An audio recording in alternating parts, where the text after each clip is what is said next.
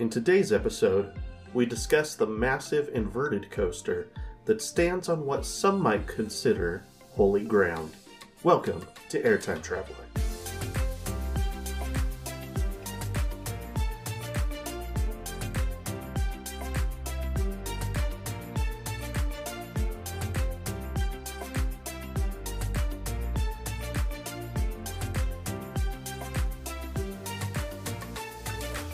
Hello everybody, welcome to the Roller Coaster History Podcast. You are listening to Airtime Traveler. My name is Nathan Grace, and this week I am once again joined by my sister, Kiersey Grace. Say hello. Oh, Kiersey Goad, I did it again. Last episode, I did the same thing. Last episode, I called her by her maiden name. I'm still getting used to that. Kiersey Goad. Hi. Well, at least I caught myself that time. That's okay. Haley's a little under the weather today, so Kiersey is filling in again. So wish Haley the best, and hopefully she'll be back for the next episode. If this is your first time listening to Airtime Traveler, here on the podcast, we dive into the individual histories of roller coasters. So I'm a roller coaster enthusiast and have been for a long time. And Kiersey or Haley are members of the GP or general public. And so I'm here to share the histories of these coasters, and they're here to make me more interesting. So if you haven't yet, be sure to follow us on social media and also give us 5 stars on Spotify or Apple Podcast or wherever you might be listening. Helps people find the podcast and gives us better ratings. So do that. It's not for my ego. It is it's just to help people find the podcast. Actually useful. Yeah. Another thing I just wanted to say, I know we said we were going to record some trip reports, and we haven't yet because we've got so many trip reports we need to record. Just be patient with us. We will get to them eventually. It's been crazy, and with the holidays coming up, it might get crazier. So it might be after the new year that we get some of those trip reports in, but we'll see. They definitely are coming. So, and then just a couple of pieces of news. I wanted to give a shout out to CoasterBot. We use CoasterBot a lot here on the podcast, and CoasterBot 2022 just started at the beginning of November. So if you are an enthusiast and love coasters enough that you actually rank them, like I do, you can go on CoasterBot. I think it's just coasterbot.com. Anyway, if you search CoasterBot on Google, you'll find it. But you can go and you can log in there and you can put in your ranks for the year, and then they'll take all that data and compile it at the end of the year. So pretty cool. And just wanted to give them a shout out since, we talk about them a lot here. I don't know if you saw this on social media. I posted about it, but so in episode 2 of Airtime Traveler, we talked about Wildcat at Hershey Park, and in that episode we had talked about the possibility of RMC coming in and doing a hybrid conversion of it because it was really rough. Well, since we recorded our last episode, Hershey Park did announce that Wildcat was getting converted by RMC. So Wildcat's Revenge will be opening at Hershey Park in 2023. So that was exciting to see this week. So we've been to Hershey Park 2 years in a row now, and I'm like, do I really want to go a third year in a row just for Wildcat's Revenge? But we'll see. The answer is yes. I want to. Whether we'll be able to is the question. Want isn't the question. That is fair. And then the last bit of news, this is IAAPA week. What does that mean? So IAAPA, I actually don't know what it stands for. It's like International Amusement. I don't know. It's basically Comic-Con. Well, not really Comic-Con because it's more business related. It's basically the convention for the amusement industry. Interesting. And so people actually have booths that they're showing their new coaster models, and it's not just for coasters, it's for anything. So drop towers, flat rides, even stuff like arcade machines and stuff, anything amusement industry related, it doesn't even have to be rides. It can be like you'll have people that'll show new ticketing technologies or different things like that. All kinds of stuff that has to do with the amusement industry. So, but coasters is a big part of it. Sometimes roller coasters get announced at IAAPA.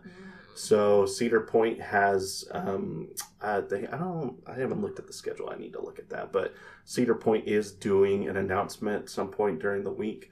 I'm imagining it is everyone thinks it's what they're doing to Top Thrill Dragster, what the new plan is for their reimagined version of that coaster. And so that's not confirmed, but everyone else is like, what else?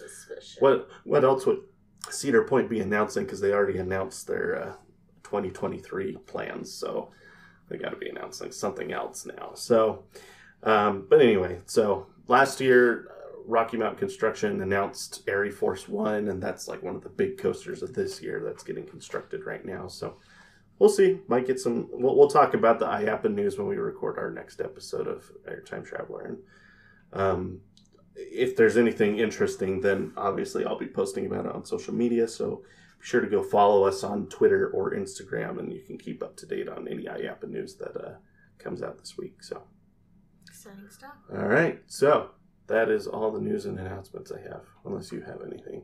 No. We did go to Silver Dollar City this week.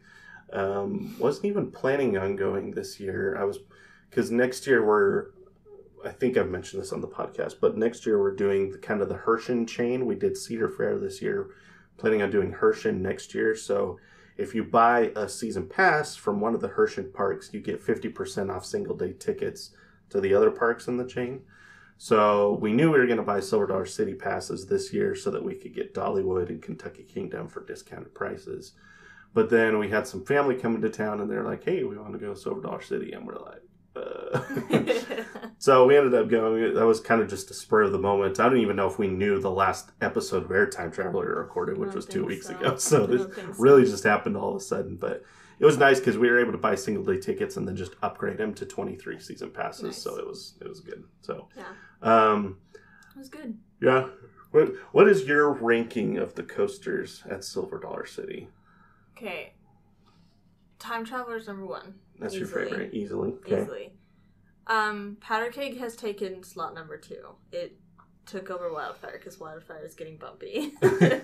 It's crazy because for the longest time, Wildfire was just silky smooth, and it definitely is getting bumpier with age. Which is really sad. Which is sad, but it's over 20 years old now, crazy. Which is crazy. So I think it was 2001, so it's 21 years old now. That's so crazy. Yeah.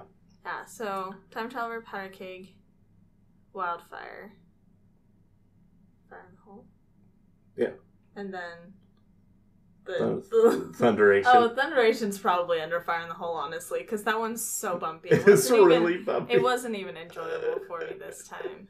I was like, I know I'm missing another one. Yeah, Thunderation is under Fire in the Hole. Fire in the Hole has the nostalgia.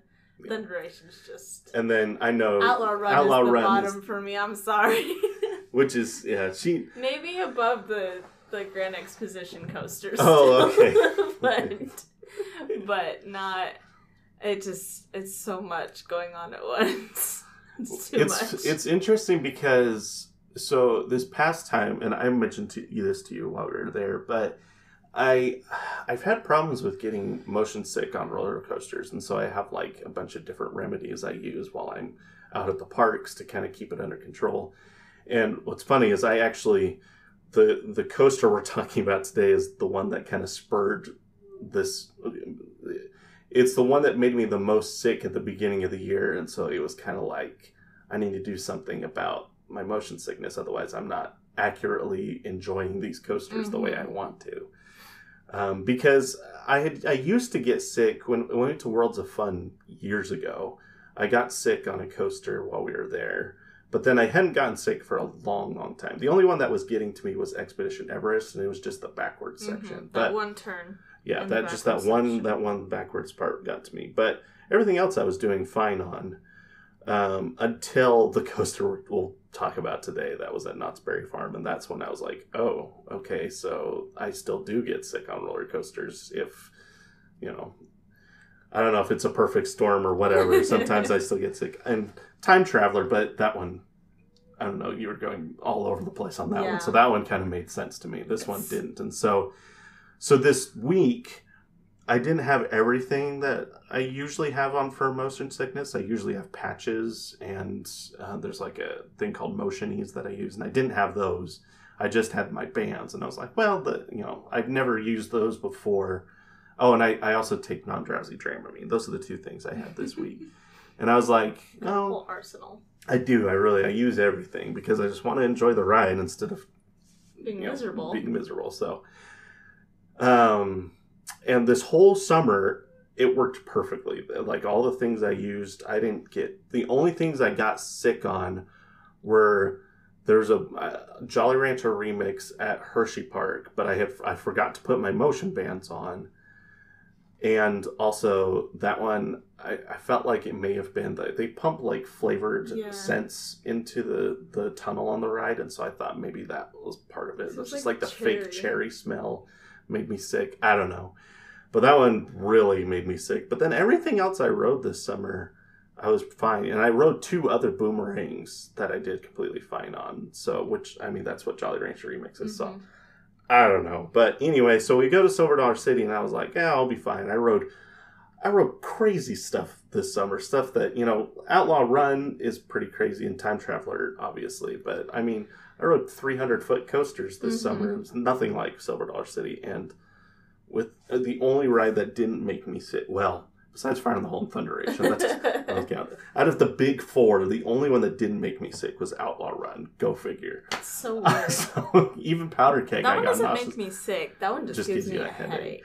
It's funny because I don't get sick on.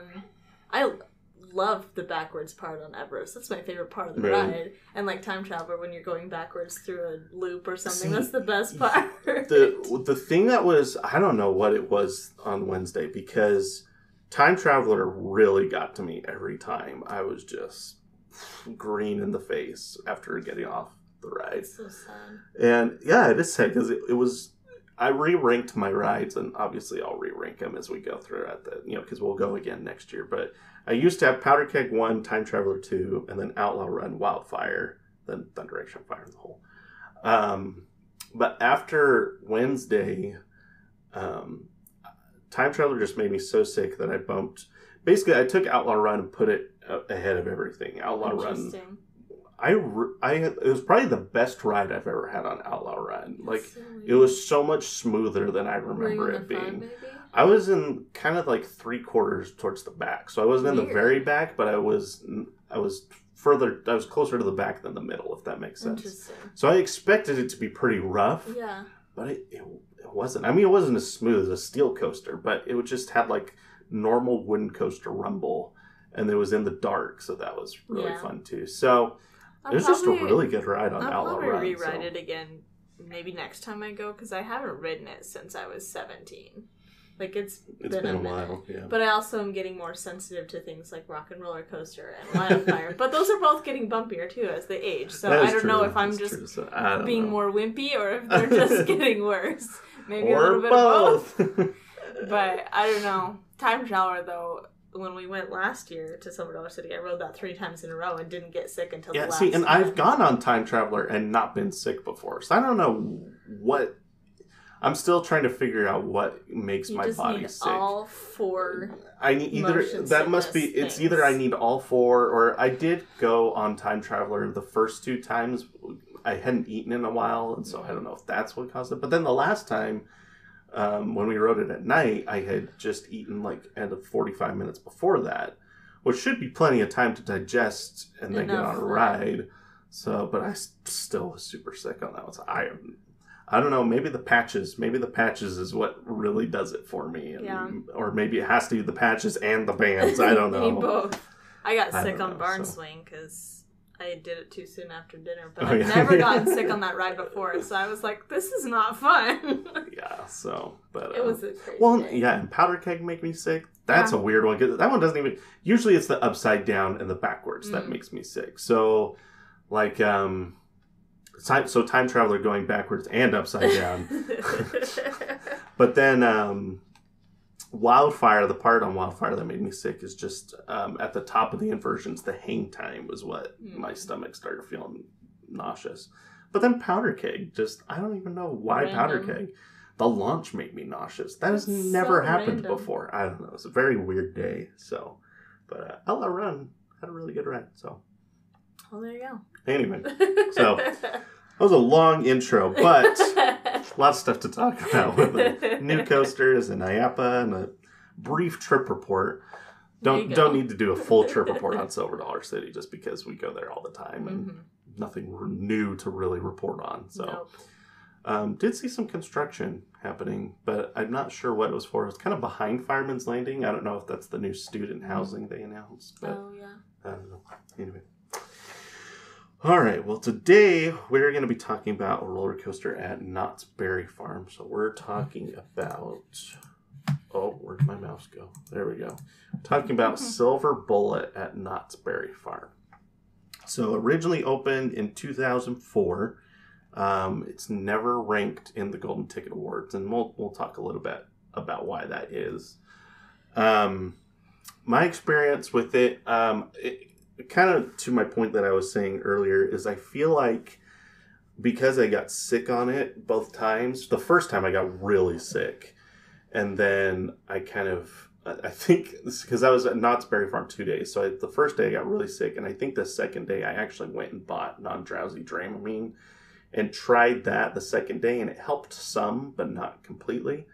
So the second day I enjoyed it more, but still a little sick on it. But I feel like, because I've been on similar rides throughout the summer and didn't get sick on any of them with all the new stuff I've been trying, so I want to get back to Knott's Berry Farm and try this one again. How long ago did you go? I went in March. Okay. So it's the first park I went to this year. And that's kind of when I realized I could still get sick on coasters, and I didn't realize that was still a thing.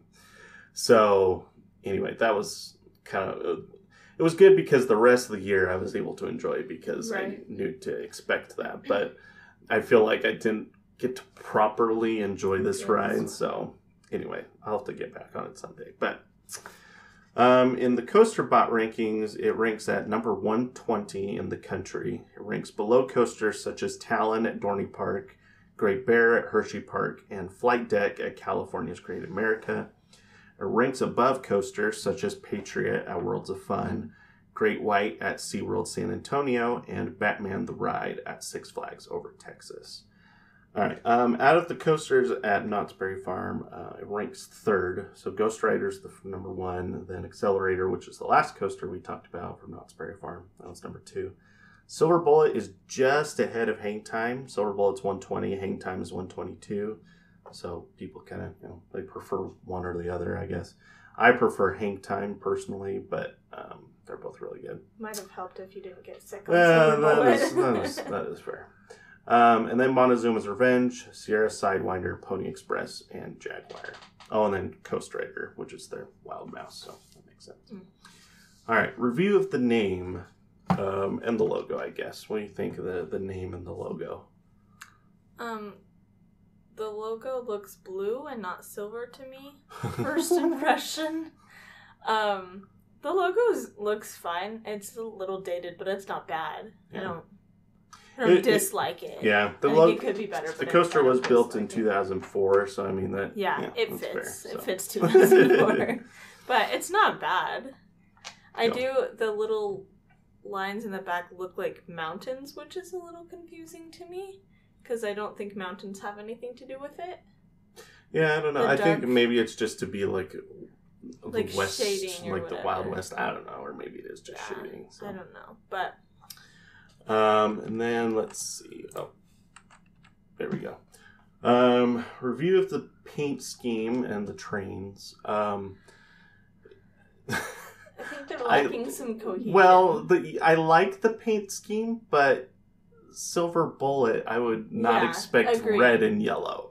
Agreed. That's the only thing. Like, it looks nice. It doesn't even look very old or anything. Like, it looks good, but doesn't match the logo except the red. The red's the only thing that matches. It's a very clean paint scheme. I like when coasters have when the rails and the spine of the coaster are two different colors, I think that looks really nice. And so I like that they did that here. Yeah, it looks good. But yeah, it just doesn't match the name Silver Bullet. No. And it's red and yellow. And the trains have like some turquoise in it. So like more red and yellow. Yeah, it looks good. It just doesn't match the names. Yeah. I don't know what I would have at least made the train silver or something. Yeah, like the only thing that's silver about the paint job is the supports, which those might even be white. They might be white. I can't remember, but anyway.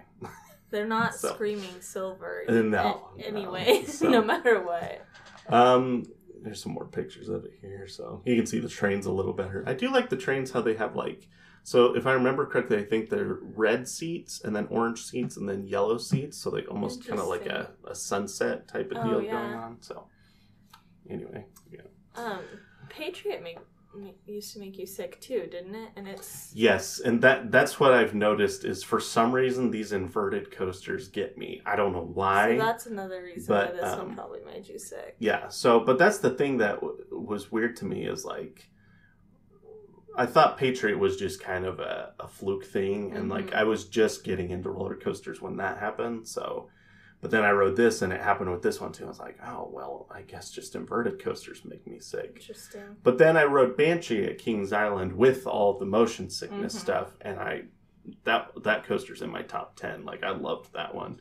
And I rode Afterburn at Carowinds, too, and Raptor at Cedar Point. I rode a bunch of them this summer. Yeah. And I didn't get sick. This is the only one that made me sick, but I rode this one without any motion sickness stuff. So clearly it helps, I think. And then Silver Dollar City this week totally threw off. So I don't know. We'll see. Maybe it must be the patches. It must be the patches. Maybe so.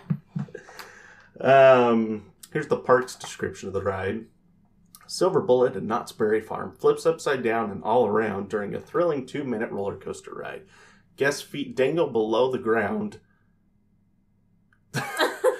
First of all, that doesn't make any sense. No, that doesn't make any sense at all. This is right up there. This isn't just this is the official description of the ride. Guests' feet dangle below the ground as soon as the coaster train pulls out of the station. No, they don't. Feet. I think what they're trying to say. Below the people. It goes below the coaster at like high above the ground. I think is what they're trying to say. But yeah, it says right there. Guest feet dangle below the ground. All right. Does it start underground? Like the inverted roller coaster then sends brave riders climbing up to a height of 146 feet before soaring back down with an initial drop of 109 feet into a track full of inversions, and then goes on to explain more. But I just had to talk about the feet dangle below the ground. That's makes perfect incorrect. Sense. Customer reviews. All right, here we go. These are great. 1 star, awesome ride, but the lines are always crazy, often around 2 hours. That doesn't dictate the ride. We have talked about Haley and I have talked about this too. That like for me, the line doesn't. I don't know. So many people give these coasters bad ratings because of a long line. I'm like, that should not dictate how you feel about the actual ride. Like, it's not the ride's fault. No, and the more popular the ride is, the better it is, the longer the line is. So, I don't know, it doesn't make sense to me.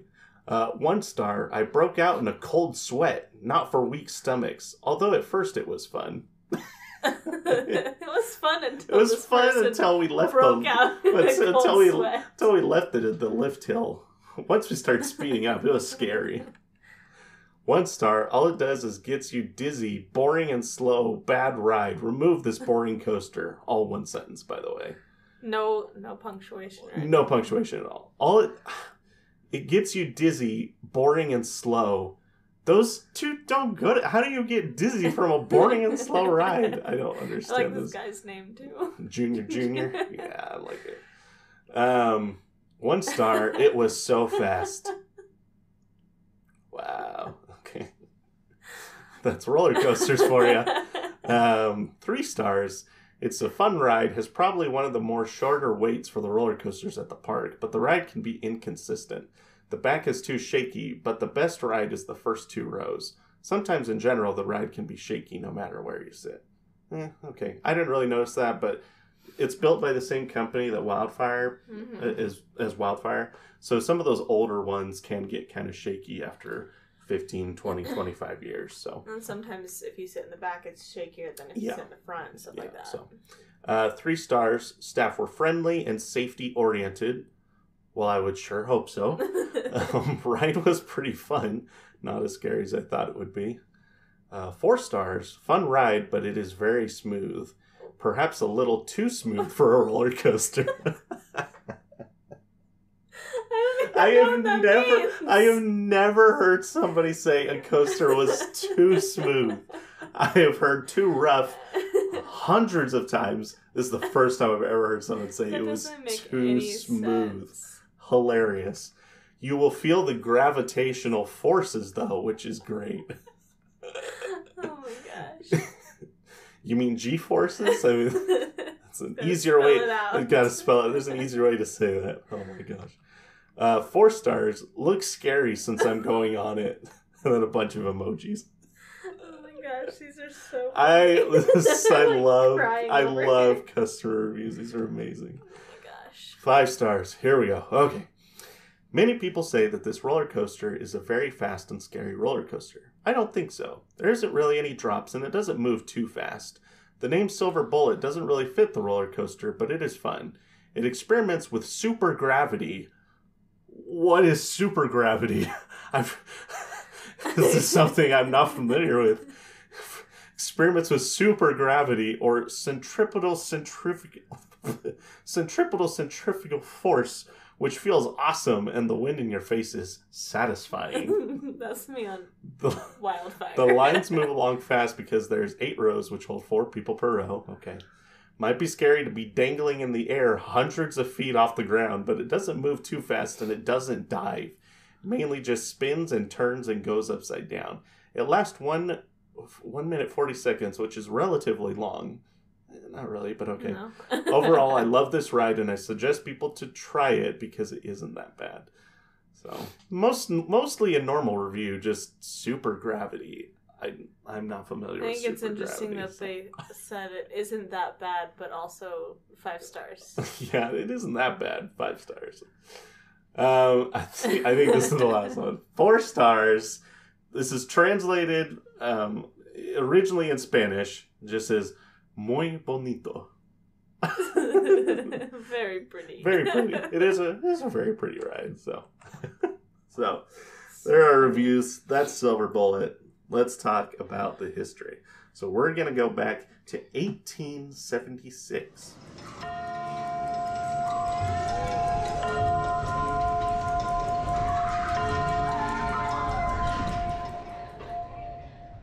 All right, 1876.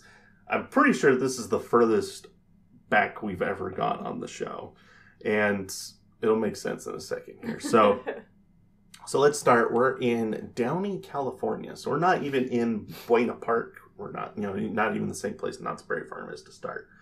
So here's a map kind of southern Los Angeles area. Tons of just cities. Like it's just all one big city at this point. But so here's Los Angeles here. This is Downey, where we're going to be talking about here. It's kind of right in between downtown Los Angeles and Buena Park, which is where Knott's Berry Farm is. And then here's Anaheim down here. Disneyland's right there, actually. So kind of get an idea where everything is. So Downey, California, it's a suburb of LA nowadays. There's 114,000 people there. But in 1876, where we're talking, there's only about 200 people there at this point. So it's grown quite a bit in the last 150 years. At this point, in 1876, they built the First Baptist Church of Downey, which is a very interesting place for our story to start. I can honestly say we've never started with a church before. But again, it will make sense. Just give it time. The church was built of redwood, which is kind of cool, bright redwood from upstate. Served the people of Downey for almost 50 years in this location that they built it. And then it was purchased in 1922 by the St. Mark's Episcopal Congregation.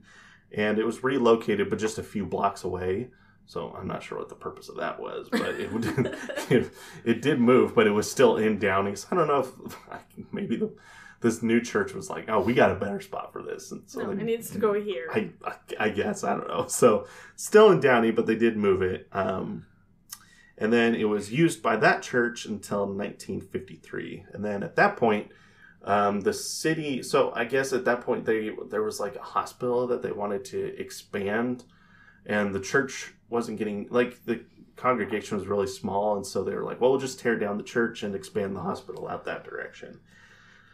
So at the time, Knott's Berry Farm, I don't know if you're familiar with the history of Knott's Berry Farm. Basically, I'll make it quick, but basically they started as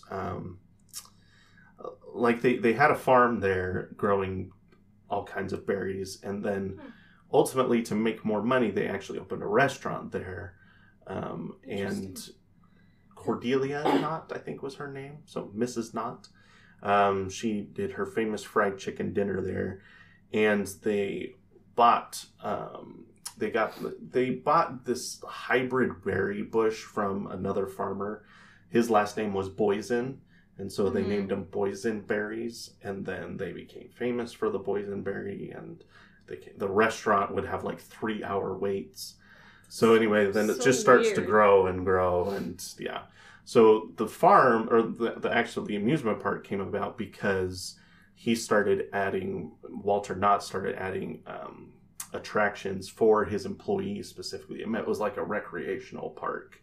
Weird. And then over dozens of years, it eventually became so popular that they actually made it into a ticketed amusement park. It's kind of like amusement parks either fall into one of two categories. It's either one, they started as like just a recreational park, and then they had like a merry-go-round, and they had a chair swing, and then the next thing you know, they're adding roller coasters, and then they're like, okay, we got to start selling tickets. It's either that, which is kind of like Hershey Park, Kennywood, Silver Dollar City. That's kind of how some of those started. Gotcha. And then the other ones are like Kings Island or Disneyland, where it was just like, boom, here's an amusement park. And they just build it all full at once. Yeah. So anyway, Knott's Berry Farm was kind of the first one. And that's why it's still called Knott's Berry Farm, as the amusement park is still called that, just kind of because it's always been. Because of its history. Yeah, it's not even a farm anymore, but because of the history, that's what they still call it. So anyway, so Walter Knott wanted, this is before they started selling tickets. It's still kind of a public, like anybody can go there. He wanted to put a church on the property for his employees, that they could just go to church right there. Interesting. And so he wanted just a non-denominational church. And when he heard about this church, which was like, I think it was like 30, 45 minutes. I can't remember the exact distance, but not far away, he heard that this church was getting torn down.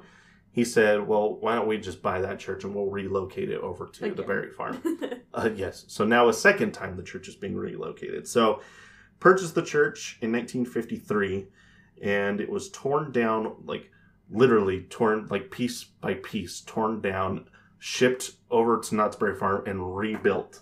I feel like it would have just been easier to build a new church. I don't know if it's, I mean, I guess it's less expensive from a material standpoint and just as expensive from a labor standpoint, so I don't know. Very interesting. But, I mean, it's cool that you're preserving the history of the building, so. They had it constructed at the edge of Fiesta Lake, or Reflection Lake. They had kind of two different names for the man-made lake that they had on property there. Its reflection in the lake inspired the new name of the church, which was Knott's Church of Reflections. And so that's what they renamed it. Sense. So this is now relocated. This is what it looked like when it was at the park.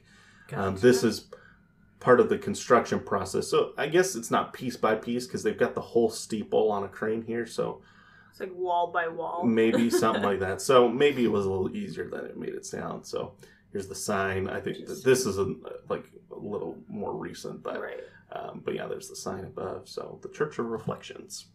So this was prior to park admission. So the church was, from newspaper articles I read, if I understand properly, the employees could go to church, but they could also bring guests.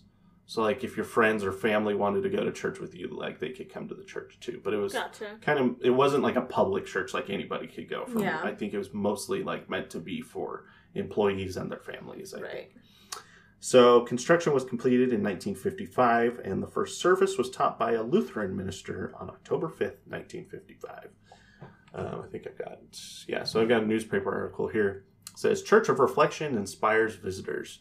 Mrs. Gavin Baxter of the Irvin Ranch, joined by her niece and granddaughter, Elaine Prunty? I don't know how you say that. And Betty Baxter, respectively, recently visited Knott's Berry Farm for a most enjoyable afternoon.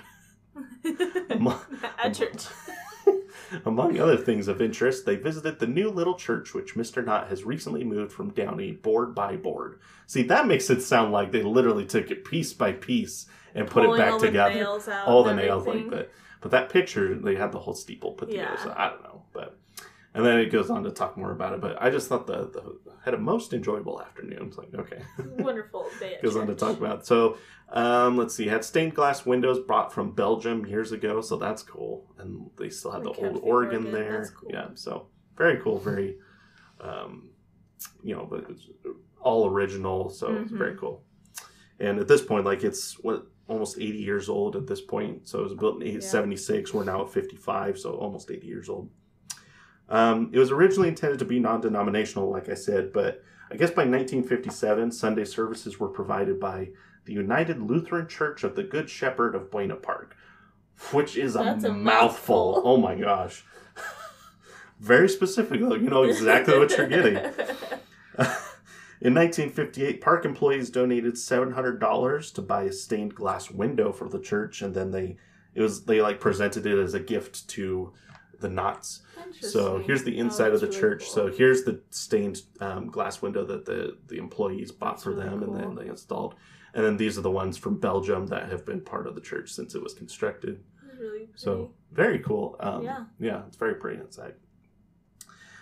So from 55 to 79, the church would serve as a meeting house and a wedding venue, and would also display a life-size nativity every Christmas season. That's cool. This article is amazing. Okay, there's a lot to cover here. So this article, here's the name of it. Religious musical groups give boost to attendance at Knott's Berry Farm. So this article is written in 76, but I guess throughout the time that the church was there, and this is something that would never happen nowadays, but 50 years ago, this was more acceptable. Mm-hmm. It was a different time, right? The amount of religious people has declined over the past 50 years, so it just, At this point in the 70s, lots of people would accept it. Nowadays, it would never work. So it's just very fascinating. So it says, Knott's Berry Farm, the nation's third best attended amusement park, has found that it draws its biggest crowds when it books religious musical groups. That's so bizarre. Knott's Berry Farm went a step further New Year's Eve, closing the 150-acre park, then reopening it for those who bought tickets earlier for a good news celebration. More than 13,000 tickets were sold when sales were cut off in order to eliminate long lines. 13,000! That is absurd. That is crazy. 13,000 tickets. What else we got here? It talks about the Church of Reflections. Here's the picture of it here. I guess they would do outdoor stuff, but then there's also stuff that was done in the church. So it just kind of, there was all kinds of religious performers. Let's see.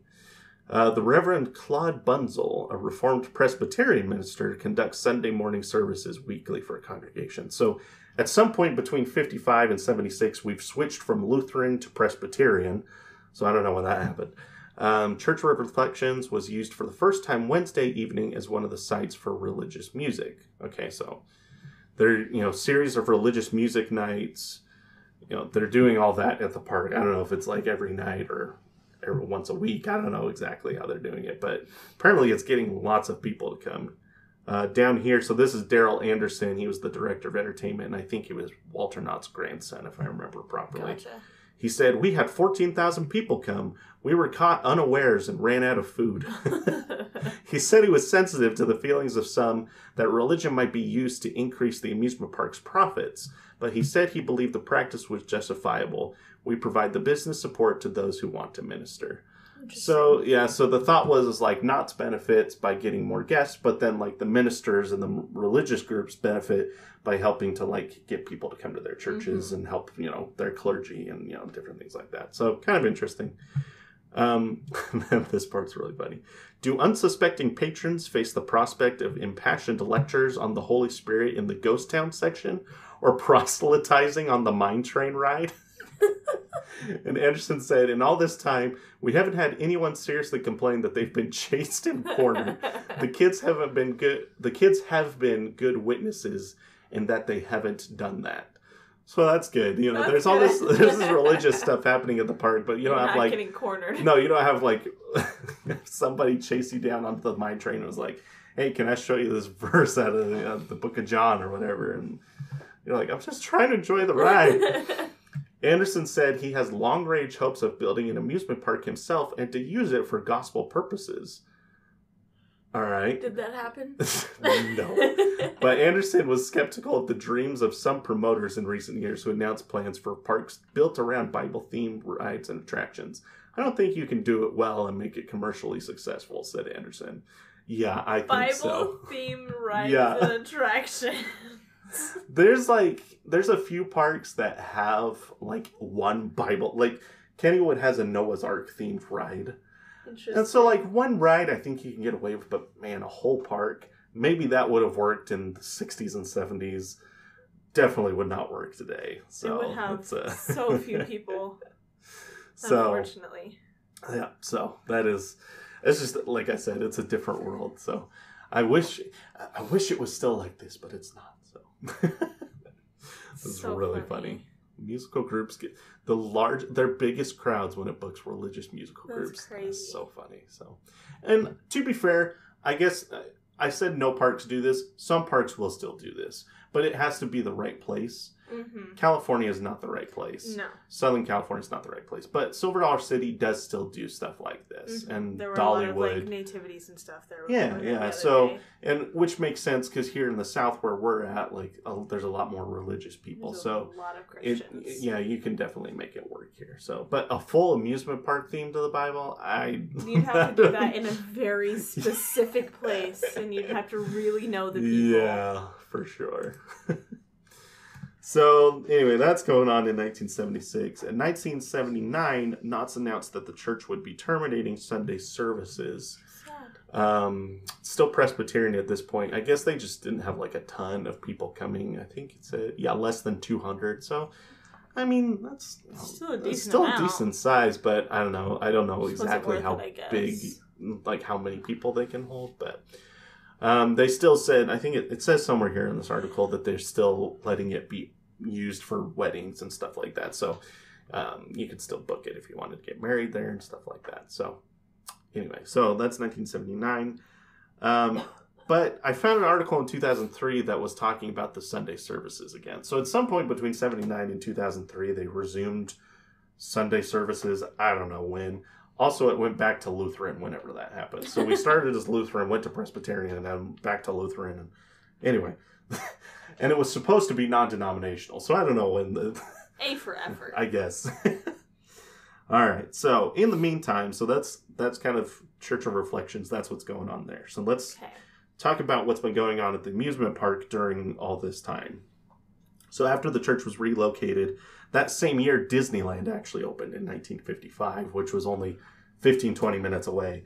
Mm-hmm. So that kind of spurred Knott's to want to add attractions, and we got to compete with Disneyland, obviously. So throughout the 60s, they would add Calico Mine Ride, Timber Mountain Log Ride, Hat Dance. And then in the 70s, they would do Sky Cabin and Corkscrew, Wacky Soapbox Racers, Montezuma's Revenge. They're just adding rides consistently.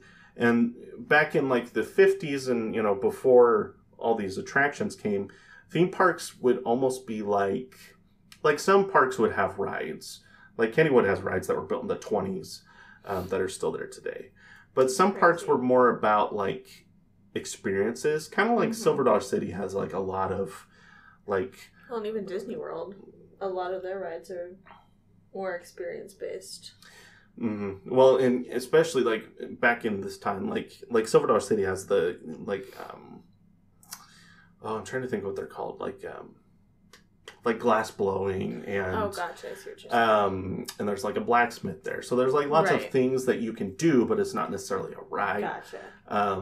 And even early Disneyland was like that too. There were it was more about getting immersed into a world and doing things in that world. Like there's lots of shopping. There was like Disneyland, even they had talked about having hiking trails at some point. Like that was just like kind of how theme parks were, and that's kind of how Knott's was until Disneyland was built, and then they're like, okay, we need to start adding rides. So when the church was built there, they weren't really focused on rides. That kind of came later. So all these rides are getting built like around the church. So there's like this church in the middle of this park, and like rides are popping up all over the place. That's really funny. In 1968, that's when Knott's Berry Farm introduced general admission. It was 25 cents a person. There's been a little bit of inflation since then. A little bit. 25 cents. A little bit more demand. Yeah. Well, and if you looked at inflation versus theme park ticket prices, the ticket prices have gone way higher than inflation. But there still is some inflation in there too. So, but that complicates the attendance of the church though, because I found this as part of a newspaper article. So this is what it says. Currently, it is in the middle of the park in a shaded area near an artificial lagoon called Lake Reflection. Congregants must vie for how do you say that? Vie? For parking with Knott's guests, enter through the park's turnstiles, and be escorted by security to the church.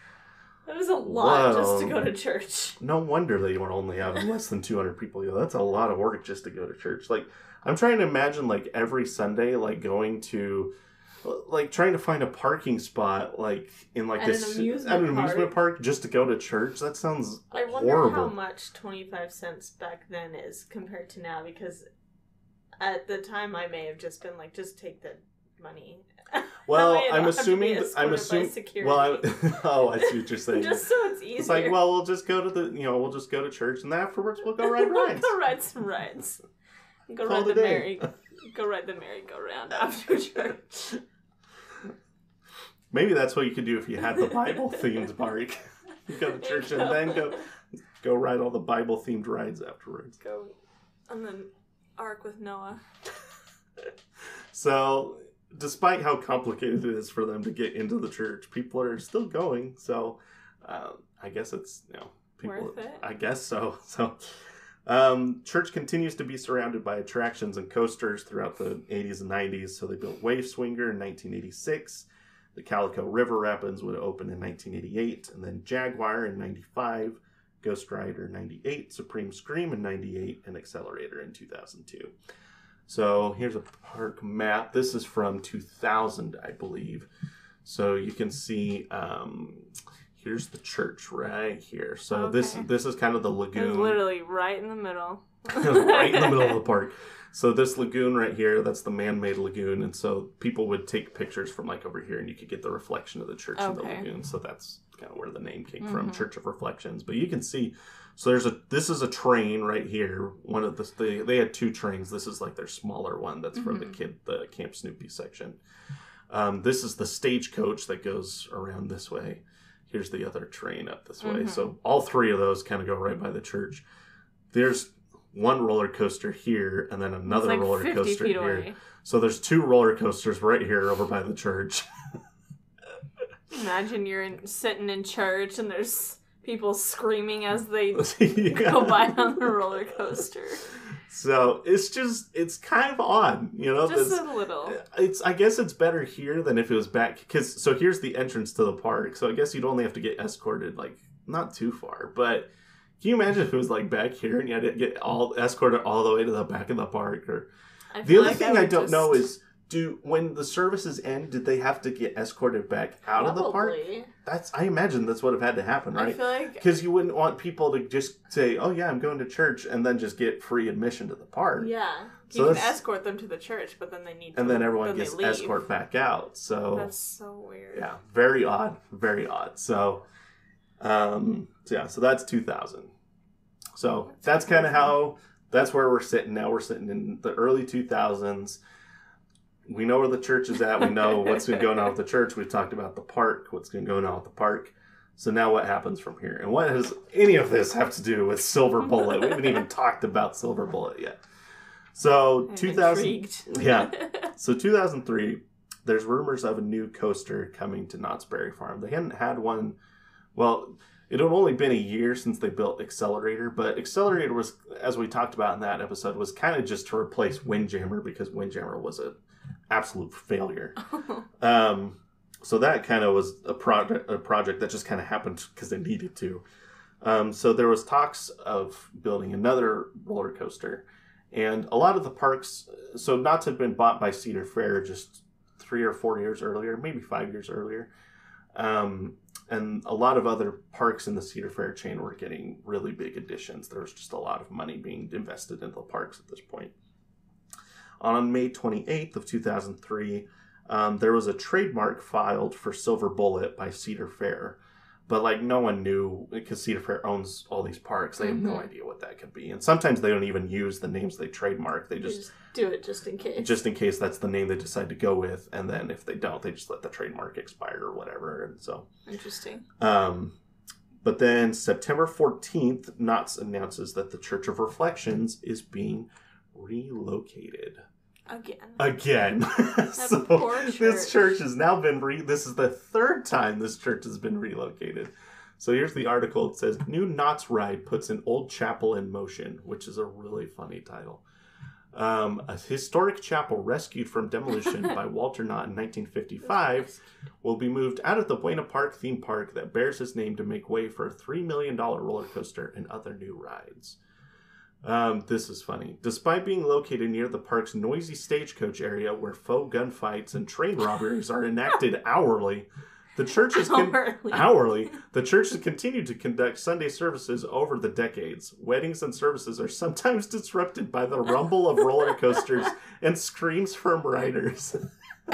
So this wasn't just like we were joking about, hearing the roller coaster. No, they literally. It was a thing. Well, because the walls were built in '76. Those walls have to be so thin. They're not insulated at all. Oh no! Like clearly, you can hear everything that's going on. But the building stands in the way of park expansion. Last Sunday, Knott's Berry Farm General Manager Jack Falfus told congregants that the chapel would be disassembled and Knott's Berry Farm's Church of Reflections will be moved to make way for a new thrill ride to be announced in November.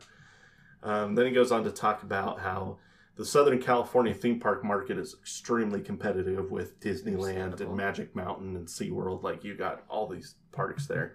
So they constantly are trying to add new things. Basically, he's rationalizing why we got to move this church. Like, I know this church is important, but we got to build a ride. We're running an amusement park here, not a church. Yep.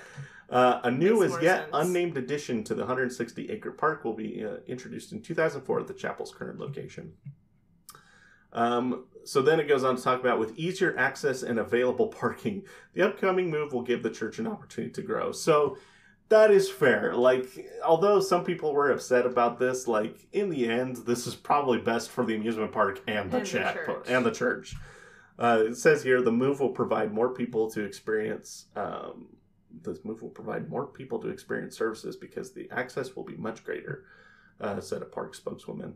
The chapel, which has about 70 members, so even less than it used to be, is thought to be the nation's only active church within a major theme park. I wonder why. I like that it's thought to be. Yeah, we don't know for sure. Can't confirm that. Tierney said that it has served as a place of worship for a small non-denominational... Again, we've gone from non-denominational to Lutheran to Presbyterian to Lutheran to back to non-denominational. Oh my gosh. Congregation that includes park employees and their families. It is also a popular location for weddings and other events. Church members were generally optimistic about the move. And then the pastor said he is looking forward to relocating because it will put the chapel in an uncluttered park-like setting, not surrounded by roller coasters. This will be the way it was when Walter Knott had it reassembled. We had our talks about this, and everyone decided that this is really a win-win situation for both the park and the church. Agreed, absolutely. So they didn't relocate it that far. So because Knott's Berry Farm is like downtown. Like, some amusement parks are kind of like out in the boonies, away from everything. Knott's Berry Farm kind of was that way when it's built, but it's been there so long that the city has just kind of grown around it. Oh yeah, so This is kind of the front half of the park. It's kind of like a big square or rectangle, honestly. So this is the main entrance. It's right off of this. And then there's like it's like a shopping center here that like people can go, and the restaurant is still there. That you can go to the restaurant and the shopping center without going into the park. Okay. So that's kind of nice for people. Like if you want boysenberry jam, you don't have to go into the park to go buy boysenberry stuff.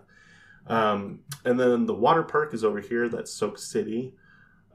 This is Ghost Rider. That's one of the roller coasters. It's in the park, but it leaves the park and goes across this road here. That's cool. The hotel and resort is over here. And then this is all the parking up this way. And then there's some other buildings like Independence Hall. I'm not sure exactly what they used that for, but it was built to be like... it was built to look like old... Patriot time... Like, kind of, it's inspired by Independence Hall in Philadelphia. That was the idea behind it. So I don't know what they do there, but the idea was they're going to move the church over here, kind of to that section, and then people can. So I guess people still have to park in the parking for the. So I don't know what the advantage is there. Maybe because you don't have to park as close to the park, you can just park way out here in the corner of the parking lot. Which less people are going to be fighting for if they're going to the park. And then the church will be over here. You don't have to go into the park to get to the church, but it's still on Knott's Berry Farm property. So that's cool. So they're not getting rid of the park. They're just moving it to a more convenient location, and it opens up a spot for a new ride. So okay, makes sense. So. They announced that September 14th, and shortly thereafter, they began tearing it down and moving things over. Right. So then December 1st, 2003, Silver Bullet was announced as a $16 million B&M inverted coaster that was to be built over and around Reflection Lake.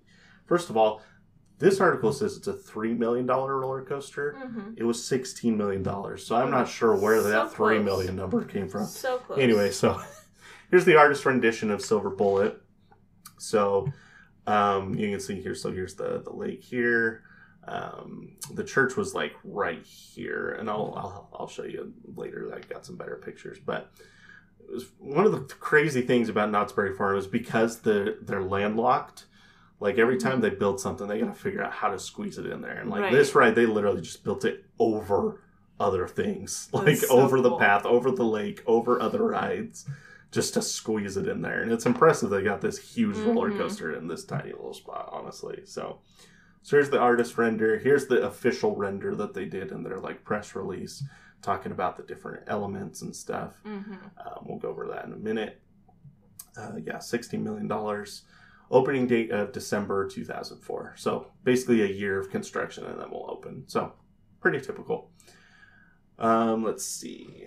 So then I got some construction photos. So this was shortly after they drained the lake to kind of pour all the cement, footings and different things like that. Makes sense. Makes it easier. Here's like track pieces that were sitting out in one of their like employee parking lots, and then they would, as they assemble it, they just put a piece on a truck, drive it over, and bolt it into place. So it's kind of cool. That's crazy. So at this point, here's just the lift hill and the final brakes that were done. They're pouring all the footings for everything else. And then this is a few months later, so you can see they've kind of gotten most of it done. This helix is kind of where it's ended right now. Here's a guy standing on the track right there. Just chilling. Just chilling.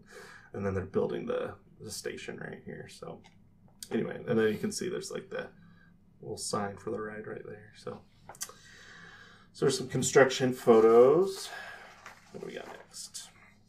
So as we get near the opening of the ride, they actually offered ride auctions. So I was able to pull this up on Wayback Machine, which is really funny that I was able to pull up this website. Sometimes they don't work, but for some reason I was able to pull up the Silver Bullet ride auction bid page, and that worked. I don't know why. I don't know if Amazing. It's the way it looks like I could still submit a bid, which is really funny. And I kind of wanted to try it, but I didn't want to. Didn't want to waste the money if it worked. Just didn't want to send Knott's Berry Farm $100 for no reason. I doubt it would work, but you never know. That would have been really entertaining. You never know. So this is kind of awkward though, because and I don't know what the problem is, but I was reading today about Diamondback, which was a coaster that they opened at Kings Island a few years after this, and they did a ride auction, and they auctioned off 256 seats. So you wouldn't even be one of the so 32 people would be on the first train, but everybody after that, you're on like the 4th or 5th train. Mm-hmm.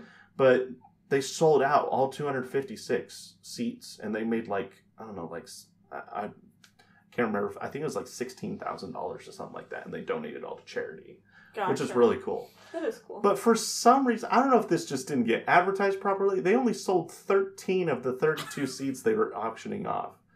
That's not even a full train. So awkward. So, and you can and you can also see the successful bids, which is kind of my favorite. So you had to bid at least $100. Interesting. I like these people to bid 101 just to make sure the people that got minimum, I'm ahead of them. Yeah. And then, slightly ahead. Yeah, and this person thought the same thing. Somebody's going to do 150, so I'll do 151. And then one person did 200. So they really wanted. Yeah, so all 13 people that bid got to be on the first train apparently. Good for them. we only we only donated like $1,500 to charity, so that's not. It's not that great. Better than nothing. Better than nothing, I suppose. That's a good way to look at it. Do they still do ride auctions? Mm-hmm, they do. So there was a ride that opened at Silverwood last year called Stunt Pilot. And yeah, they auctioned off that one, and the money that they make from it, they'll donate to charity. I wonder how much one at Disney World or Disneyland I don't even know. I don't even know who Disney does, but I guarantee it would be. I doubt they would, egregious. Just because it would be crazy. But I would be so interested. I mean, heck, they had that. They had that thing where like you paid, what was it? You paid like $200,000, and you got to go on a private jet to visit each of the Disney parks. Yeah, something like that. And it was 24 tickets, $200,000. Something I don't remember for $200,000, but it was something stupid like that. Crazy. And they sold out. That's crazy. They just made like. So much money. They just made $2 million just like that. That's insane. It's nuts. Disney fans are crazy. Yes, we are. Yes, we are. If I had that kind of money to just throw, I would do it. That's what it is. Some of them aren't even Disney fans. They're just people that have money, so why not? Why the heck not? So then Silver Bullet would open on December 7th, 2004 and continues to operate to this day. The ride experience is as follows. After the train departs from the station, it makes a 90-degree right turn before beginning the climb of the 146-foot lift hill. Once at the top, the train goes through a pre-drop before entering the 109-foot downward right drop. Once at the bottom, the train enters a 105-foot vertical loop. After exiting the loop, the train makes a unique overbanked left turn leading into the Cobra Roll. Almost immediately after, the train goes through a zero-gravity roll, followed by a downward left helix. The train then enters a left corkscrew, followed by a banked left turn that leads immediately into a right corkscrew. The train then enters an intense upward left helix right over the water before speeding into the final brakes. So generally speaking, the ride has been pretty well received. Inverted coasters, they became really popular in the 90s when they first became a thing. And in like the early 2000s, they were kind of dying off. Some parks, that's kind of when some parks that didn't have one yet started to get them. So that's like, I'm trying to think what other ones were built around this time. I can't think off the top of my head. But Silver Bullet is one of the newer ones to be built because it was quote unquote late to the game compared to other parks that bought theirs like immediately when they came out. So for that reason, it has some unique elements. Like, I don't think any other inverts have this overbanked turn right here. It has 6 inversions, which is pretty impressive, to pack that many. This helix is one of the most intense elements I've ever felt on a roller coaster. It's just it's got so much speed when it hits that helix. Like, you just feel the blood from your head just go and flow down to your feet. It's really cool. So, it's a really fun ride, and so it doesn't get a ton of credit from enthusiasts. As I read, like, there's some that are behind it, but also a lot of other inverted coasters ahead of it. So one of the things that's most criticized about it is here's just a layover of just to kind of show you where. So this is the church right here. So this is an old picture. That's why it's so blurry. But then I just kind of overlaid a newer Google Map image of where the coaster is. So you can see there's the lake right there, and like the church is kind of just... The station was built a little further out, but like the church was basically in the middle of where the path is now. Yeah, they could have left it. They could have left it. Like the coaster literally would have been like going around the church. It. Oh my god! Can you imagine? People wouldn't have been screaming at that point, at least. No, like right at the beginning and right at the end. Yeah, but... the only thing is like you wouldn't be able to get good pictures of the church anymore. It'd just be like this big old red and yellow coaster wrapping around it. That's hilarious. So.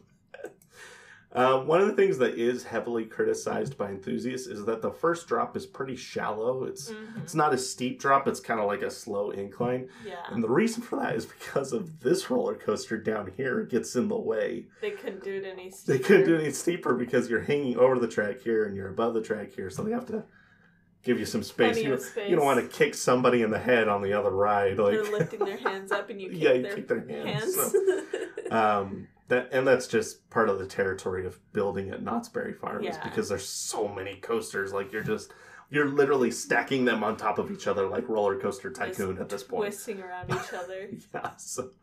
So they didn't really have much choice there, but it does get criticized for that. Also, it has the most bizarre backstory that I have to read now because this is just... This is ridiculous. I've only read the first line. I like Silver Bullet. I hate this. Okay, here we go. There once was a time, not that long ago, that demons and evil spirits were known to stalk and terrorize the good settlers and natives of the West. As legend has it, the only way to silence these demons was with the powerful shot of a silver bullet. The only source of these supernatural bullets was the famous Silver Bullet Mine, located in parts north of the quaint town of Calico. The mine was owned and operated by a recluse known only as Just Jacob. The mine turned out miraculous bullets just as fast as its residents could use them up. But the demons grew wise to the source of their demise and descended upon the town in force to put an end to the production of these magical silver bullets. But Jacob was clever and devised a contraption to outsmart the demons. He created powerful ore carts that were suspended beneath a floating track. The ore could then be extracted and race through tunnels and caverns as gunslingers sat perched on benches, protecting the precious cargo. Their arsenal replenished, the citizens of Calico soon rid the town of the menacing demons. Today, Silver Bullet calls you to confront your own demons. Ready, aim, scream. What the heck? Whoa. Oh my god. That is so dark. It's dark and makes absolutely no sense. The one redeeming quality behind this is that you're not the silver bullet. Yeah, you're gathering silver bullets. That kind of helps. Kind of explains the paint job. But I think this isn't obvious. The story isn't obvious. No, this isn't obvious at all. And like the station and the queue doesn't have any theming. So it's like, unless you see this sign and read it, you have no idea that this is the thing. I didn't know this was the story of the ride until I did the research for this episode. So clearly I didn't know. You need to put a big sign, like a really big one, right before you get on the ride. You're mining bullets? Like, it doesn't make any sense. No, none of this makes any sense. It'd make more sense if you were mining the silver for the bullets, but you're just straight up mining bullets. No, I don't know. This doesn't make any sense to me. That is so strange. This is why some people call... And like, don't get me wrong, I loved Knott's Berry Farm. It was one of my favorite trips this year. But this is why people call Knott's Berry Farm Redneck Disneyland. Because of stuff like this. Wow. Just Jacob. All right. So the Church of Reflections, this is the website. The website's not there anymore, but this is like, you can see 2011. Yeah, so this is, I don't know, fairly recent. So this is what it looked like in its new relocated location. It looks really nice. They planted some trees and, it looks really good. It looks like a church. It does. It looks like it belongs. It looks like it belongs, absolutely. So... It closed in 2016 and was rumored to be torn down. However, the Church of Reflections Preservation Foundation was founded in 2017 to save the church. Did it work? It did, because in 2018, it was announced that the church would be relocated again. fifth time. A fifth time. At poor church. Or no, not a fourth time for the fifth location. Oh my word. This church. I'm like, I don't know whether to feel bad about the church being relocated all the time or the fact that it's still around and people love it enough to save it. I don't know. It's kind of a bittersweet. Here's the weird thing, though. So 2018, I found this article that says, like, it's going to be relocated. And it even has this new address, which this address, by the way, is the location of the Lutheran church that used to meet there a long time ago. But then they built a new building. And so now they're going to, like, purchase it and put it, like, on the same plot as their church. There'll be, like, 2 churches there. Interesting. So also we've gone from non-denominational back to Lutheran again. So we've gone non-denominational, Lutheran, Presbyterian, Lutheran, non-denominational, and back to Lutheran. This church has an identity crisis. Clearly. It doesn't know where it belongs. It doesn't know who it belongs to. Oh my gosh. It just... Yeah. It's so confusing. But here's the weird thing. As far as I can tell, so here's an overhead shot. This is from 2000. It's actually from 2003 because you can see Silver Bullet is under construction here. That's where the church was. Here it is right here. So that's this. I think this was December is when this picture was taken. So they had relocated the church, and now the coaster was under construction. Okay. But this is earlier this year. It's still there. When was this? This is 2022. This was like a few months ago. So it was announced in 2018 it was getting relocated, but according to this, it's still there, and I can't find anything else about like if the relocation just didn't happen. You need to go find Clearly, out. I need to go and because so because you can kind of see. So here's the parking lot here. So I guess people going to the church can park like way back here and not have to worry about all the people parked up here because of the amusement park. So I guess what I need to do is next time just go back here and see like is the church still there? Because apparently it is. It's so weird. Anyway, very strange. I'm not sure. So that's the last I know about the church. As far as I know, it's still there, but I don't even know if people meet there. I don't know. I don't know what's going on. That's the last I know about the church. So then, just to wrap up on Silver Bullet since opening, this is the church so that's the Lutheran church, and this is the plot of land. I'm guessing that they're gonna put it because there's like this big field right next to it. So I don't know. Interesting. But yeah, that's also earlier this year. So clearly it's not there yet. So I don't know. Strange. Very weird. So Silver Bullet has been known as being really picturesque. These are actually pictures I took while I was there. Like these, I mean, just with my iPhone, like it's just so easy to take really good pictures of it because it's going over the path. So it's like only 20, 30 feet away from you. It's just really, and there's a path that goes underneath the Cobra Roll too. So, like, this part comes down this and there's a path that goes in the middle there. So, like, you can walk right underneath the Cobra. So cool. It's just really cool, like, when coasters are close enough that you can actually get really good pictures. That's one of the hardest parts about Silver Dollar City is taking pictures of the coasters. Because they're all out in the woods. So, I need to someday do, like, a backstage tour at Silver Dollar City and get some better pictures. But, anyway. The only thing, so it's become a defining feature of the entrance. So this is the entrance to the park, and the Cobra Roll just like is really right there. And so it's become a defining part of the skyline of the park. Gotcha. Some purists of Knott's Berry Farm hate that. Of course. Like they just wish it was the way it always used to be. But I mean, it's been there for almost 20 years now. So most people that go there nowadays, it's just, I mean, it's part of it. Yeah. So. But yeah, so it's cool. Like while you're waiting in line, you know, you can see it like it's going right there in front of everybody, and so that's pretty cool. That's cool. The only remaining boysenberry bushes on property are actually underneath Silver Bullet. There's like a little patch of it over by the station, I think. So this is like a picture of the park posted. Like you can see the boysenberries, and there's the coaster in the background there. Nice. So some people like call it the boysenberry coaster because of that. So, but. I don't think very many people call it that. Confusing enough calling it Silver Bullet and it being yellow and red. So we don't need to call it the Boysenberry Coaster. And that is last but not least, I think. So there's no more weddings, right? Unfortunately, can't get married at the park.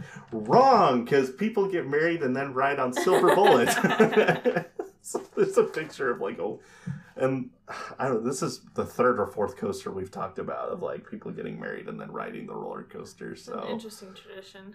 And like we've said this in other episodes, so I won't go on and on about this. But the only thing that would make sense to me is if like you met at Knott's Berry Farm or like your first date was there or something. Or like I don't know, maybe you were both ride operators on Silver Bullet. I proposed there. I don't know. You have to have some connection. So. But yeah, so this or is... maybe you're both just roller coaster enthusiasts and you live closest to Knott's Berry Farm. I guess, and for some reason Silver Bullet's your favorite instead of the others. I don't know. So, but yeah. So weird. There you go. So, despite the fact that the church is not there, there are still weddings happening on location. And that's the history of Silver Bullet at Knott's Berry Farm. Very interesting. It has a very crazy history.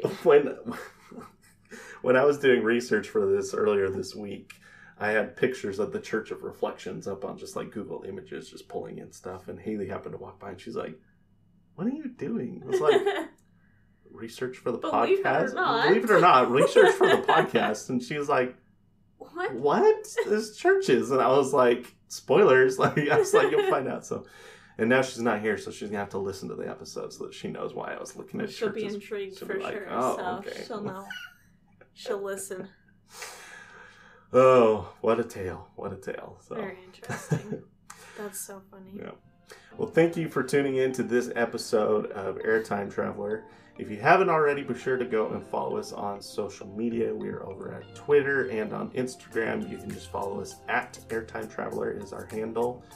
We're doing all kinds of stuff over there. You can see pictures, like the pictures that I've been showing throughout this episode. I post those pictures on social media so that you can see all the things that we've talked about and all the different things we've been looking at. Also, that's where you can keep up to date when we post trip reports or, different things. We're also having conversations about different news. Like I mentioned, I'll be keeping up to date on IAPA throughout this week, so you can follow us there to keep up to date on news there. And be sure to follow us, here on, if you're listening on Spotify or Apple Podcasts, wherever you're listening, be sure to follow the podcast so that you're kept up to date whenever we post a new episode. And that way you don't miss any of our trip reports that will eventually be coming. Someday we'll have a trip report again. So I think that's everything. You have any final thoughts for our listeners? That was crazy. That was a roller coaster of emotions. Hey! That was good. That was a roller coaster. Well, thanks for tuning in to this episode of Airtime Traveler, and we'll see you in the next one.